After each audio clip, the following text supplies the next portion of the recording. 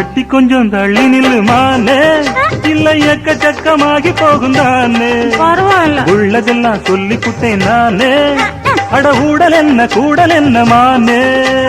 சொக்குபடி வச்சிருக்கேன் மாமா, என்ன சொக்க வச்சு எட்டி நிக்கலாமா? ஐயோ சொக்கத்துக்கு வேலை இல்ல மாமா, நான் வேண்டியதை கேட்டுக்கிட்டேன். ஆமா ஐய எட்டி கொஞ்சம் தள்ளி நில்லு மானே.